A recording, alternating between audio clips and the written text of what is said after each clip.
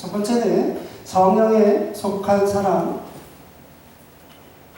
성령에 속한 사람은 자기 계획보다 하나님의 인도를 따르는 사람입니다. 자, 6절 말씀해 보니까 우리가 읽었죠. 제가 읽어보겠습니다. 성령이 아시아에서 말씀을 전하지 못하게 하시거늘 그들이 부르기아와 갈라디 땅으로 다녀갔다. 지금 이 사도행전 16장은 바울의 전도 여행 3번 중에 2번째 2차 전도 여행입니다. 우리가 단기 선교를 가든지 선교 여행을 가면 1차를 갔다 오고 2차를 가잖아요.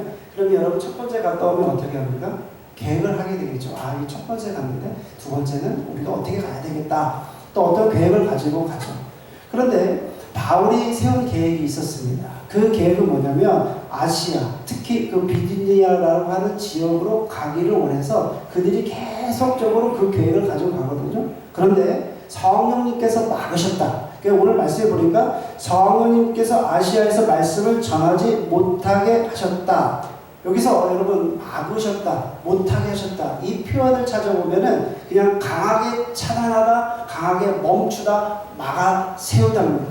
왜 그렇습니까? 바울이 다른 것도 아닙니다. 우리가 복음을 전하고 하나님 말씀을 증거하는데 하나님께서 강하게 차단하셨다는 거예요. 이게 이해가 되지 않잖아요. 우리가 때를 얻든지 못 얻든지 복음을 전하는 것이 우리 기독교인들의 사명인데 왜 하나님께서 막으셨는가? 이런 생각 많이 하잖아요. 우리가 하나님의 교회를 세웠는데 이 교회가 왜 이렇게 어렵고 힘들고 왜 막으실까? 이렇게 생각할 수 있잖아요.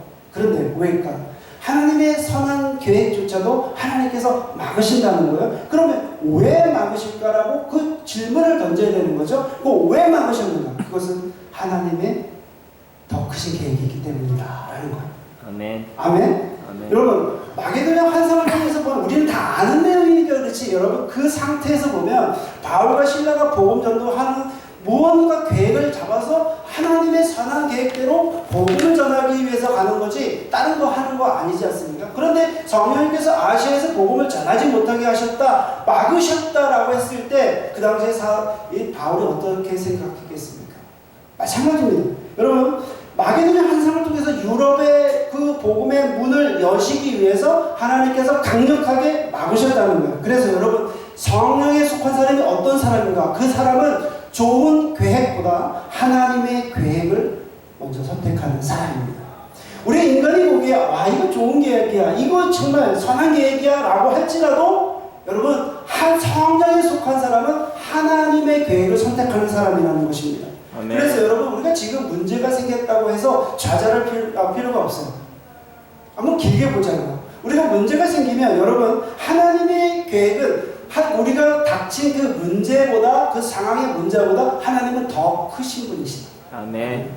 우리가 당면한 문제보다 하나님은 더 먼저 계신 분이라는 거예요. 할렐루야. 아멘. 저는 이 생각을 하면 너무 감사가 돼요. 내가 지금 이 문제를 해결할 수 있을까? 내가 이것을 헤쳐나갈 수 있을까? 이렇게 고민하다가도 하나님이 먼저 계셨지. 하나님이 문제보다 더 크신 분이시. 이렇게 고백하면 넘어갈 수 있더라고요. 여러분 지금 여러분 잘 된다고 자랑할 필요도 없습니다. 지금 잘 나간다고 여러분 부러워할 필요도 없어요. 그 사람이 너무 잘 되고 다른데 잘 됐다고 부러워할 필요도 없습니다. 여러분 그 잘됨보다 더 중요한 건 뭐냐면 내가 하나님의 계획을 선택하고 결정하고 있는가가 더 중요한 것입니다. 할렐루야.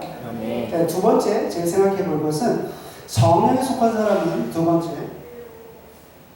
제가 이거를 해야 되는데 성령에 속한 사람은 같이 한번 읽어볼까요? 시작. 성령에 속한 사람은 고난 속에서도 예배를 멈추지 않습니다. 이제 바울과 실라가 하나님의 인도하심으로 이제 어떻게 합니까?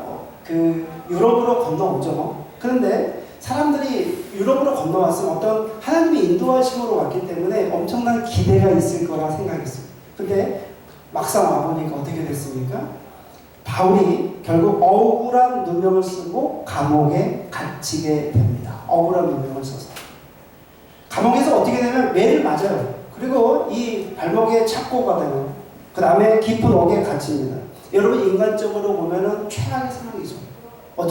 어떻습니까? 내가 다른 일 이런 것도 아니고 복음을 전하다가 억울한 누명을 당해가지고 감옥에 갇히고 심한 매질을 당하고 그 다음에 여러분 발에 그것도 쇠사슬 차이고 그 다음에 어떻게 되면 깊은 감옥에 채웠다. 그러니까 앞이 보이지 않는 거예요. 25절의 말씀해 보니까 놀라운 말씀이 나옵니다. 한밤중에 바울과 실라가 기도하고 하나님을 찬송하며 죄수들이 듣더라. 여기서 여러분 찬송이라는 말을 여러분 의미가 아십니까? 찬자, 성자, 기득찬, 기득성, 하나님을 자랑하고 드러내는 거예요. 찬양, 드러내냐. 여러분 찬미, 하나님의 아름다움을 드러내는 거예요. 지금 무엇이 이렇게 맞아가지고 다 터져가지고 발에 착 보이고 앞이 보이지 않는 그런 캄캄한 감옥에서 하나님을 자랑할 게 무엇이 있습니까? 매를 맞고 감옥에 있는데 자랑할 것이 무엇이 있어요? 여러분 이건 복음의 역설입니다. 바울과 실라는 고난 속에서도 예배자가 되었다는 것입니다. 믿으시면 아멘 하시기 바랍니다. 아멘. 제가 캐나다를 떠나서 이제 베트남과 캄보디아의 그 사역지로 옮기게 된 그 이유, 그래서 한국에서 지구촌 초대 선교회를 설립하게 된 이유를 말씀을 드리겠습니다. 저는 밴쿠버에 와서 그 일본에 사역했습니다. 사실 뭐 20년간 이야기를 이렇게 여러분들에게 이 짧은 시간 안에 다 할 수 있겠습니까? 그래서 간단히 요약하고, 그래서 만약에 좀 감동이 되신다면 다음에 한번 기회를 주시면은 크게 풀어서 한번 하도록 하겠습니다. 여기 한 20년간 일본인 사역을 하면서 정말 너무나 많은 감정이 있어요. 제가 한국에서 17개 찬양팀을 8년 동안 지도를 했어요. 그러다 하나님이 제가 단기 선교로 팔레스타인에 갔다가 거기서 뭔가 한 대 얻어맞은 거 뭐냐면 이 팔레스타인 우리가 생각할 때는 이렇게 암울한 땅이고 이렇게 어려운 땅이고 힘든 땅이었는데 거기에 하나님의 사람들이 있다는 것을 제가 보고 한국에 돌아와서 모든 사역을 정리하고 트리니티 웨스트 유니버시티 공부하러 이제 왜냐하면 영어를 배워야 되겠다, 영어를 배워서 영어로 복음을 전해야 되겠다, 이런 마음을 가지고 제가 2005년 1월 달에 여기 오게 됐어요. 오게 됐는데 하나님이 아랍 사람을 품고 왔는데 하나님 만나게 해주신 사람들은 일본 사람들을 만나게 해주셨어요. 그래서 밴쿠버에 유학원 일본 학생들을 만나게 되었고, 이제 2005년부터 시작을 해서 이제 보험 전도 집회를 시작을 해가지고 1년에 일본 친구들이 한 5,000명 정도가 여기 유학을 와요. 그래서 저희가 뉴웨스트민스터의 더글라스 칼리지 그 극장을 빌려가지고 보험 전도 집회를 시작을 했고요. 그러니까 너무 많은 학생들이 오게 됐고, 그리고 그들이 이제 세례를 받게 되고, 그 다음에 2009 너무 많아서 그 극장이 넘쳐가지고 이제 버나베에 있는 마이클 제복스 극장으로 저희가 2005년부터 옮겨서 지금까지 예배를 드리고 있습니다. 그런데 너무 이게 사실은 이제 석세스풀하게 아주 잘 흘러갔습니다. 그런데 2023년도에 저희 어머니가 이제 평생 목회하시다가 아버님 먼저 돌아가시고 저희 어머니가 2023년도에 소천하셨습니다. 제가 어머니 장례식에 참석해서 밴쿠버에 있다가 어머니 그 장례식에 갔는데 여러분도 그 아시겠지만은 그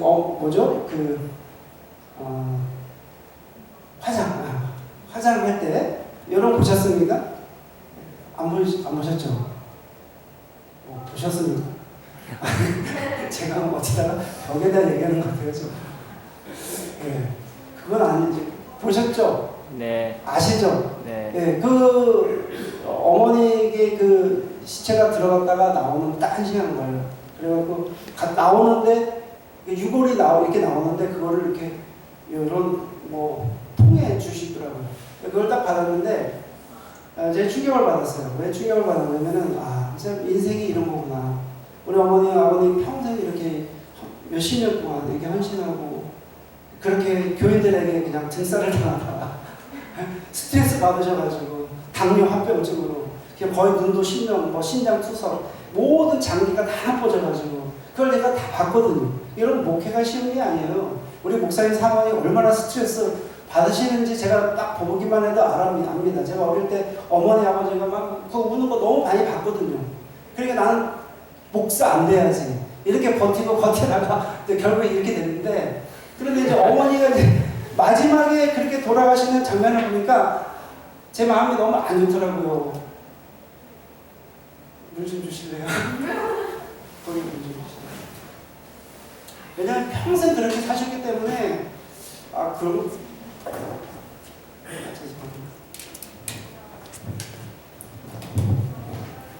목이 메인다고 할까 이걸 하는데 불효자는 옵니다. 제가 너무 못해가지고 그런 거예요. 근데 그 요를 딱 보면서 1시간 만에 이렇게 화장하고 나온 모습을 보면서 하나님께서 저에게 말씀하셨어요. 뭐라고 말씀하시냐면 너는 흙이니 흙으로 돌아가지. 창세기는 말씀을 딱 주시면서 그래 내가 흙에서 와서 흙으로 돌아가는 존재지. 우리 어머니도 흙으로 와서 흙에서 와서 흙으로 돌아가셨지. 우리 아버지도 평생 목회하시다가 흙으로 돌아가셨지. 그럼 나도 흙으로 돌아가는 존재지. 그런 말씀을 주셨어요. 그래서 그래 내 몸이 육신이 건강하고 걸어다니고 뛰어다니고 있을 때 좀 하나님을 위해서 내 삶을 좀 더 드렸으면 좋겠고, 제가 밴쿠버에 20년 있으면서 목사님들 다 은퇴하고 선교사님도 은퇴하시고 여기서 이렇게 기도하시고 한 건 좋긴 한데 나도 10년 뒤, 5년 뒤, 10년 뒤면 나도 저렇게 해서 계속 살 것 같은데 그러면 나는 어떻게 삶을 살까 이렇게 고민이 있는데, 한국에 사역하고 있는 목사님들이 저를 막 하면서 목사님 이제 그만하고 한국으로 와요. 이렇게 김영환 목사님, 지원호 선교사님 제가 가깝게 교제하는 분들이 장례식에 와서 저한테 계속 얘기를 하는 거예요. 다른 데 갔다 길을 막고 있을 텐데 그 얘기를 하니까 그러면 목사님 한번 기도라도 해보겠습니다 해서 제가 이제 어머니 장례식 끝나고 한국에서 떠나서 밴쿠버에 가가지고 저희 아내하고 40일 동안 작정 기도했습니다. 여러분 저는 사실 밴쿠버에서 치열하게 살았어요. 마찬가지로 여기 계신 분 다 치열하게 살겠지만 저 치열하게 살았습니다. 일본인 사역 제가 2005년부터 시작해가지고 한 번도 끊임없이 계속했어요. 그리고 여러분 생존을 위해서 저도 일을 했습니다. 저도 여기 와서 시큐리티 가드서부터 해가지고 그 다음에 이사짐센터에서 일하고 그 다음에 그 청소일도 하고요. 그냥 저희 아내하고 계속 일을 하면서 살았어요. 그리고 이제 2016년도 교회 개척을 해가지고 한인교회까지도 하게 된 거예요.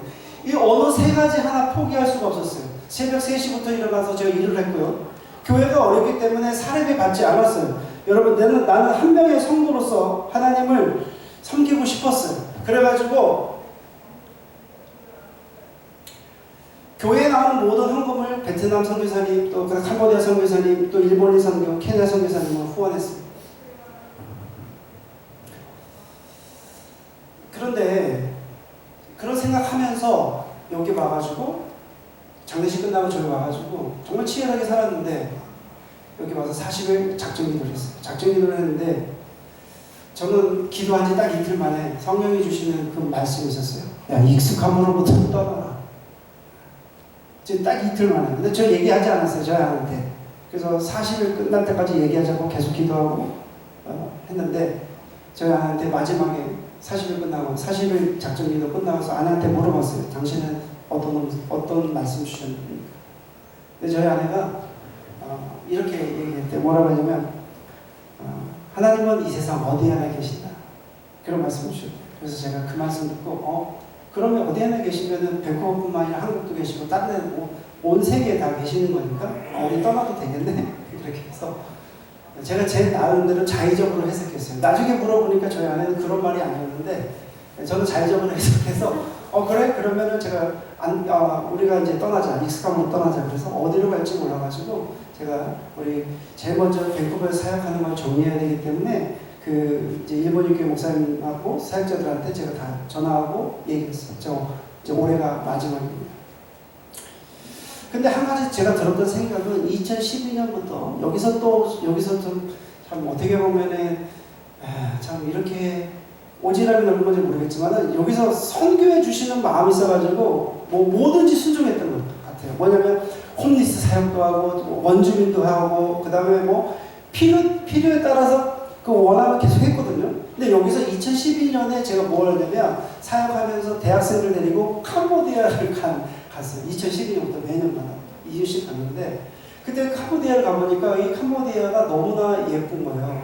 그리고 저희가 아침에 이게 말씀을 묵상을 하고 예배를 드리는데 그 캄보디아 그 논밭이 되게 많거든요. 근데 논밭에서 우리가 앞에다가 이렇게 교회 앞에서 이렇게 예배를 드리고 찬양을 하고 말씀을 묵상하는데 그게 이렇게 태양이 막 아침에 이렇게 떠올라요. 근데 그거를 보면서 제가 어떤 생각을 했냐면 천국이 이 세상에 천국이 있다면 여기가 아닐까? 그때 그런 생각을 했던 것 같아요. 그래서 너무나 제가 사실은 이제 감동이 돼서 이제 내가 익숙함으로부터 떠난 건 맞는데 그럼 어디로 갈지 몰라서 그러면 한번 캄보디아에 한번 가보면 좋겠다. 그때 너무 아름다워서 그래서 캄보디아에 가게 됐습니다. 캄보디아에 갔는데 캄보디아에 이제 교제하고 있는 선교사님이 한 분 계셨습니다. 제가 2011년부터 매년 갔기 때문에 이제 그분한테 연락을 드렸어요. 제가 캄보디아 잠깐 들리겠습니다. 그래서 그분이 저를 마중 나왔어요. 여러분, 푸놈펜에서 그 선교사님이 사역지가 까봉잠이라는 동네인데 3시간 정도 걸려요. 근데 비행기 시간하고 이렇게 와서 거기에 이제 오래 걸렸을 거 아니에요. 근데 제가 이제 선교사님 센터에 이렇게 자려고 이렇게 누웠는데 선교사님이 저에게 카톡이 딱 왔어요. 뭐라고 하냐면, 목사님 몸이 괜찮으시면 함께 예배 찬양 드리면 예배 드리실래요? 그래서 엄청 피곤한데 피곤한데 근데 제가 그 얘기 딱 듣고 나서 예배 드리고 찬양 드리면 너무 좋지. 그래서 제가 예 괜찮습니다. 제가 예배 드리고 찬양 드릴게요. 그래서 그 선교사님 가정과 저와 같이 예배를 드렸습니다. 근데 놀라운 일이 일어났어요. 전 그 생각 한 번도 못했거든요. 이 선교사님이 이렇게 힘들고 어렵고 선교지에서 이렇게 고통받고 있다는 것을 저는 몰랐어요. 근데 예배를 통해서 이분들이 막 진짜 통곡하면서 오시면서 찬양하고 예배를 드리는 거였어요. 그래서 그 예배를 드리고 찬양하면서 힐링이 됐어요. 너무 하나님께서 회복해 주셨어요. 그러면서 이 선교사님 저에게 하는 말이, 목사님 여기 깜봉짬에 한인 선교사님 10가정 정도가 있는데 지금 다 어렵고 힘들고 하십니다. 그래서 그 지역에 그 센터에 가서 예배를 드리면 어떨까요? 그래서 그렇게 얘기하셨어요. 그래서 제가 베트남, 캄보디아에 있는 한 40년 정도 머물면서 각 선교 센터에 다니면서 같이 예배를 드리고 찬양을 올려드렸습니다.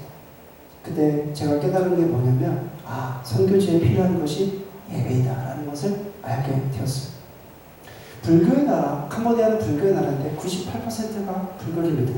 그러다 보니까 선교사님들이, 왜냐면 아침부터 일어나면 여러분 태어나고 죽고 결혼하는 그런 예식이 있잖아요. 그러면 이 동네를 다 막고 길을 막고 그들이 잔치를 벌이면서 크게 이렇게 앰프 틀어놓고 막 자기들끼리 노래하고 그런 왕왕거리는 그런 삶 속에서 이분들이 버틸 수 있는 것은 예배였는데, 그 예배조차도 힘들게 되었을 때 이들의 모두 영적인 것이 고갈되고 가는 그런 과정 속에서 함께 예배드리고 찬양했을 때 이분들이 다시 회복되는 것을 제가 보게 되었습니다. 저는 그것을 보면서 이게 뭔가 필요한 게 무엇일까? 내가 선교지 사역지로 가서 다시 언어를 배우고 문화를 배우고 그만큼 시간이 될 텐데, 하나님께서 먼저 이미 가서 하고 있는 그 선교사님들을 도와서 내가 사역을 하면 어떨까? 이분들을 어떻게 하면 도울까? 이런 생각을 갖게 됐습니다. 여러분, 우리도 인생에 어려움 만납니다. 경제적 어려움도 만나고, 또 밴쿠버 사는 게 쉽지 않습니다. 또 사역의 좌절도 맛보기도 하고, 또 사람과의 관계에서 내상을 입고 상처도 받습니다. 저도 여기서 어떻게 보면 선교의 한계도 느껴보기도 했습니다. 그런데 우리는 이런 두 갈래 앞에서 우리는 어떻게 합니까? 이 상황을 우리가 불평할 것인가? 아니면 사람 탓을 할 것인가? 아니면 예배를 드릴 것인가? 찬양할 것인가? 기도할 것인가? 여러분, 성령에 속한 사람은 이 고난을 예배의 자리로 바꿉니다. 할렐루야. 네. 여러분, 이 고난의 자리를 예배의 자리로 바꿀 때 놀라운 일이 일어나요. 오늘 말씀에 보면은 고난을 찬양의 자리로 바꿀 때 어떤 놀라운 일이 일어나냐면, 지진이 일어나고 옥문이 열린다. 여러분, 지진이 일어나고 옥문이 열리는 것을 저는 어떻게 해석하냐면, 하나님이 너무 기뻐하셨다. 그러니까 여러분, 우리가 지진이 일어나는 것은 어떻게 보면 우리가 그냥 보면 지진이 일어났고 옥문이 열렸다, 이 정도가 아니라 하나님이 너무너무 기뻐하셨다는 거예요. 찬양을 기뻐하시고, 그 고난 중에도 메마른 가운데서도 주님을 찬양하고 예배하고 기도하는 것을 하나님께서 받으셨다는 거예요. 받으시니까 너무 기쁘신 거예요. 그러니까 하나님께서 어떻게 지진을 보내셨다는 거예요. 할렐루야. 네. 여러분, 그래서 여러분, 예배는, 기도는 상황을 바꾸고 사람을 살리는 통로가 됩니다. 아멘. 여러분, 예배가 회복이 안 되면요, 이 너무 힘든 거예요. 찬양이 회복이 안 되면 너무 힘든 거예요. 그래서 여러분, 찬양을 딱 할 때 벌써 한순간을 보면, 이분이 예배를 드리고 있구나, 찬양을 하고 있구나, 알 수가 있어요. 너무 답답하고 힘들면 예배도 안 되고 찬양도 안 돼요. 그렇죠? 그렇죠? 안 돼요. 저는 안 되더라고요. 되니까 막 나오는데 이제 또 계속 저기 있으니까 제가 바로 넘어갈게요. 세 번째.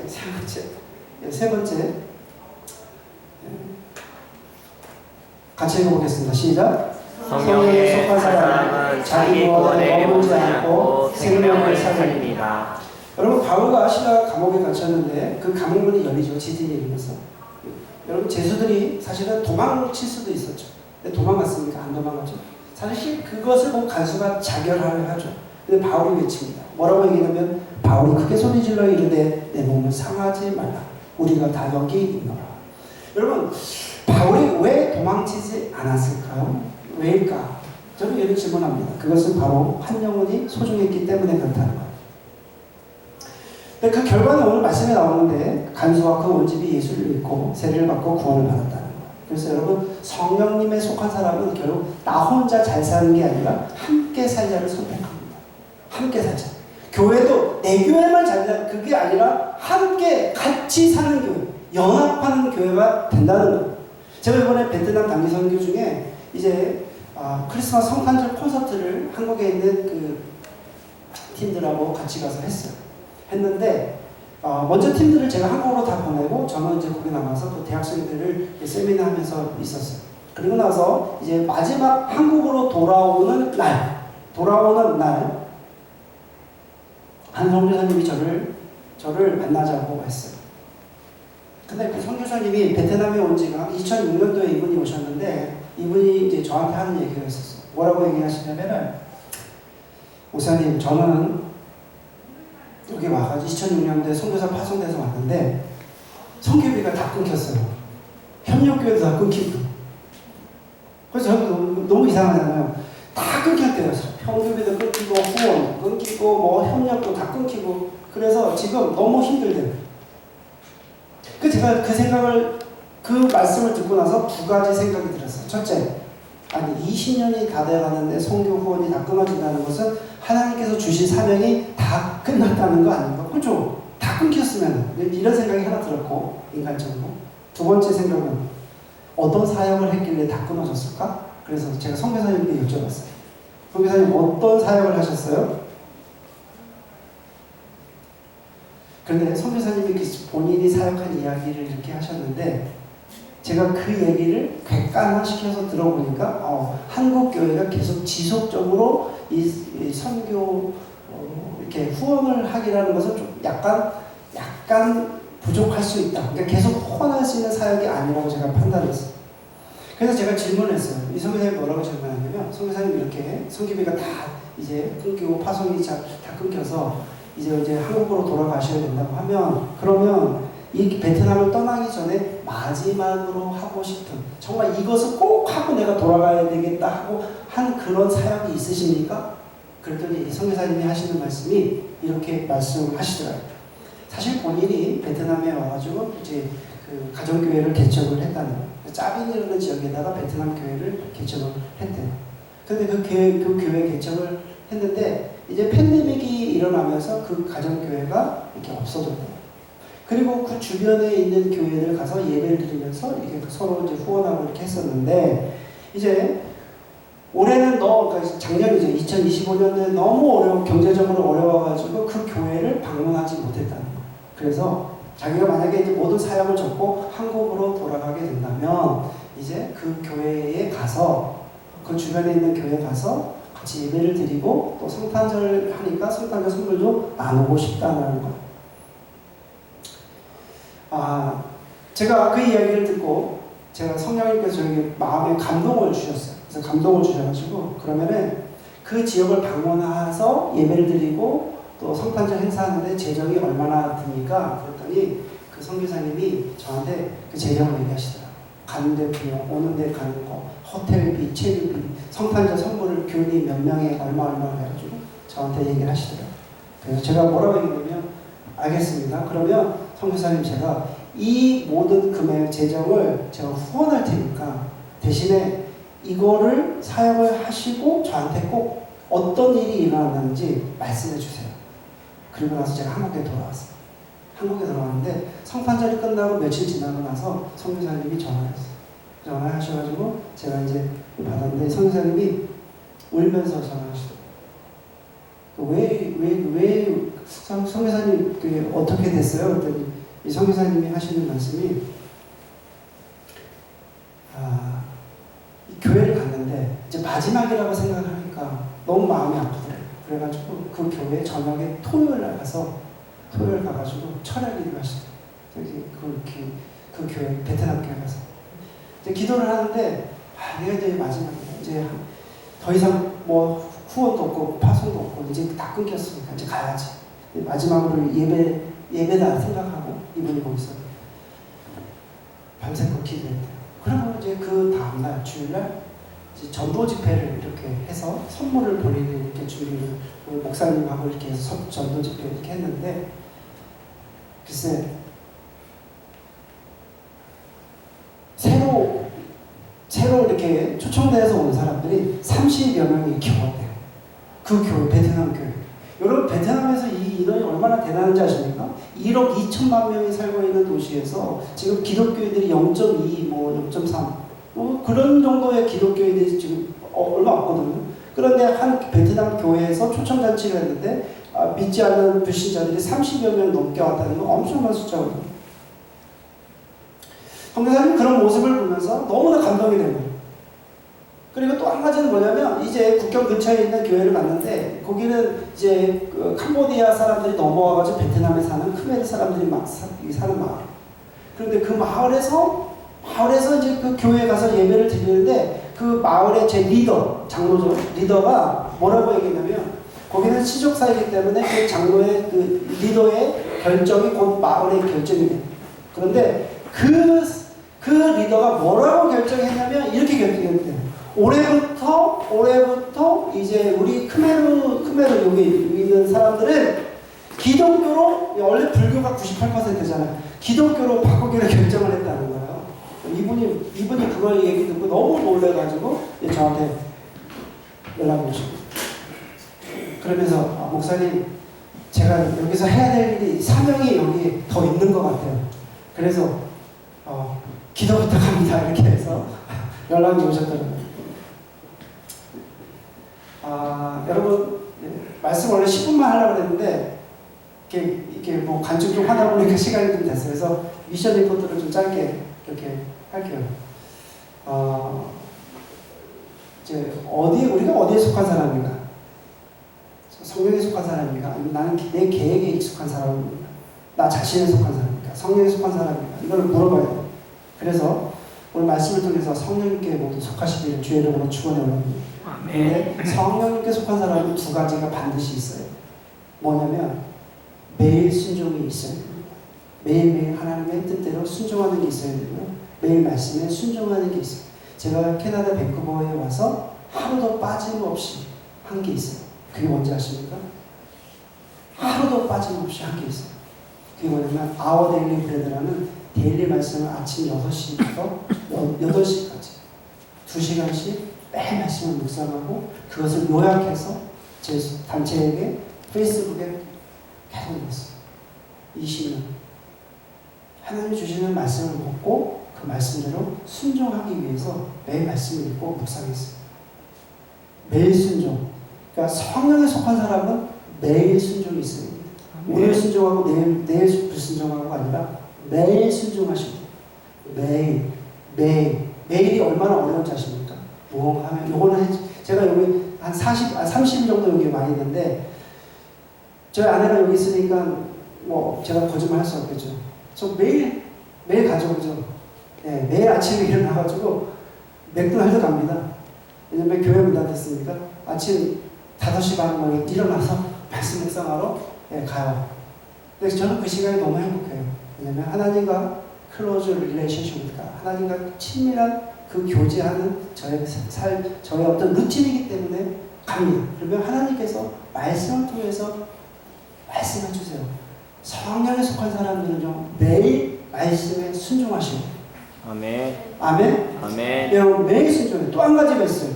또 한 가지는 뭐냐면 하나님의 인도하심을 신뢰하는 거예요. 여러분 신뢰라는 것은 굳센 믿음인데 고난 속에서도 흔들리지 않는 예배와 기도가 있다는 거예요.